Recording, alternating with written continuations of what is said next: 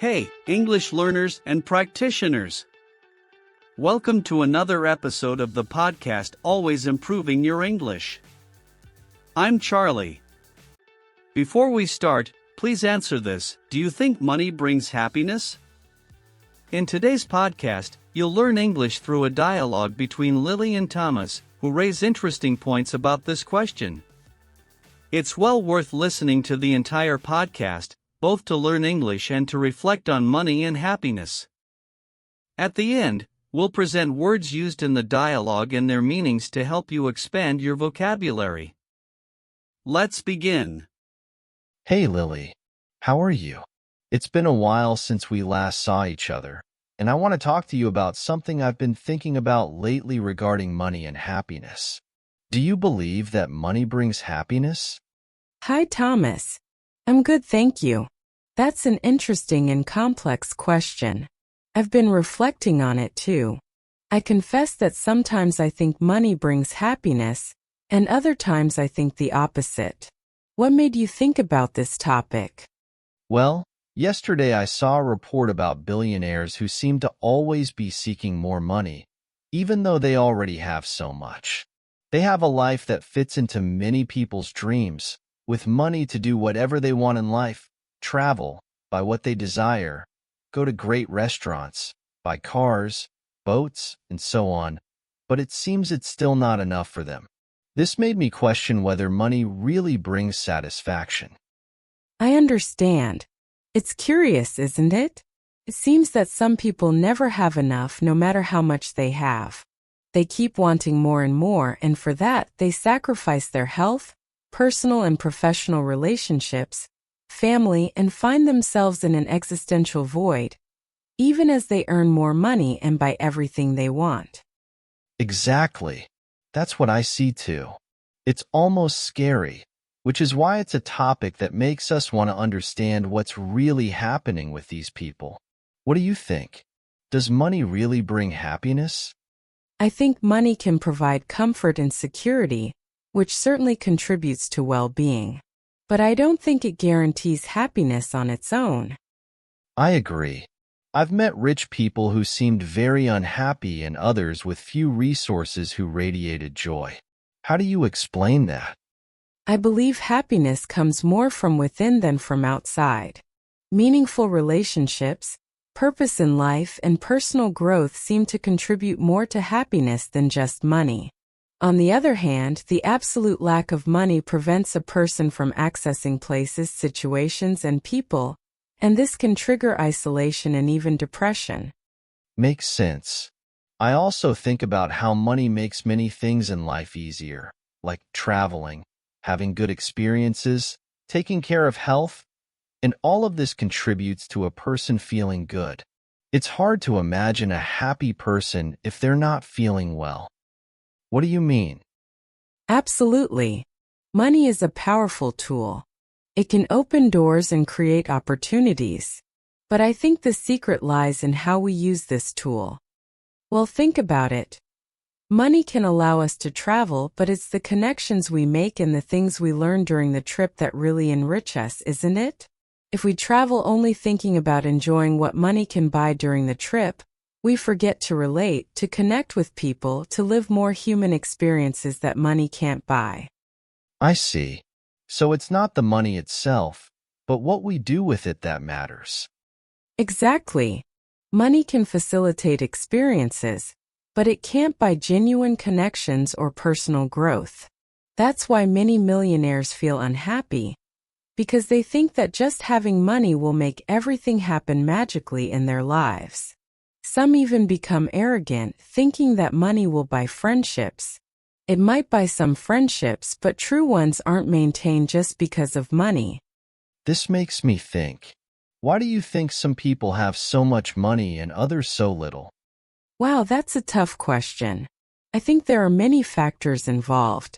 Opportunities, education, social context, and of course the choices people make throughout their lives. If you go by a school of thought that guarantees that the life we have is what we ourselves have created with our thoughts and actions, then maybe it becomes easier to understand. True. But don't you think it's unfair that some people are born into rich families and others into poverty? Yes, it's an inequality that exists in the world. But I think it's important to remember that wealth isn't just about money. There's wealth in knowledge, in experiences, in relationships. Good perspective. But going back to the question of happiness, why do you think some rich people aren't happy? Maybe because they focus too much on accumulating more, instead of appreciating what they already have. Or maybe because money creates pressures and responsibilities that not everyone is prepared to handle. Makes sense. And what do you think of the idea that you can't be happy without the comfort that money provides? I think there's a basic level of comfort and security that money provides, which is important for well-being. It's hard to be happy when you're worried about paying bills or putting food on the table. We can't be hypocritical about that. However, there are homeless people who feel happy in the conditions they live in. So much so that many times public authorities try to rescue them to shelters and social programs so they can study and have an occupation, but they don't want to. I agree. So, what would be the ideal balance in this matter of having money and not having it, being happy and not being?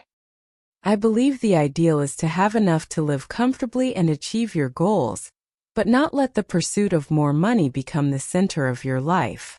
There's nothing wrong with a person having a lot of money and even earning more, but it can't be an obsession to the point of disrupting everything else in life. I like that idea. How do you think we can achieve this balance? Can you explain your point of view better, please? I think it starts with self-knowledge, understanding what really makes us happy and what is enough for us. Again, there are people who are fulfilled and happy living in a simple house. They give up having a car, travel nearby, and don't care about rampant consumerism. They find happiness in sitting on a park bench and having an ice cream on a sunny day. It's all good if they genuinely feel happy that way. On the other hand, there are those who have a lot of money and live for ephemeral pleasures like buying another car, which brings a feeling of happiness that lasts maybe only a few minutes. And what about the energy of money? I've heard people talking about that. Interesting that you mentioned that. Some people believe that money has its own energy, and that our attitude towards it can attract or repel abundance. How so? Well, the idea is that if you view money with fear or negativity, you might unconsciously push away financial opportunities. On the other hand, if you have a positive and abundant attitude, you might attract more prosperity. That's fascinating. Do you believe in this? I think there's some truth to that. Our mindset certainly influences our actions and decisions, which in turn can affect our financial situation. This has to do with many limiting beliefs we bring from childhood. Sometimes, as children, we witnessed our parents arguing over lack of money, and our subconscious mind recorded that money is a reason for fighting. And how does this record interfere with the current lives of people who went through this situation in childhood? As much as we don't consciously think this way today, there's this hidden memory within us, which becomes a limiting belief capable of hindering our financial situation. This is very clear in studies on expanding consciousness and explains, in a way, why some people work so hard, are honest, and still don't earn enough money for a comfortable life.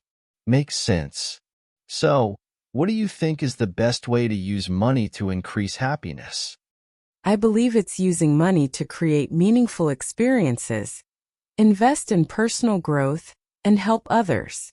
When we use our resources to make a difference in others' lives, it brings a satisfaction that no amount of money can buy. I love that perspective, Lily. It makes me think about how I can better use my resources. That's great, Thomas. It's an important reflection. In the end, I think money is a tool. It can be used for good or for evil, to create or destroy.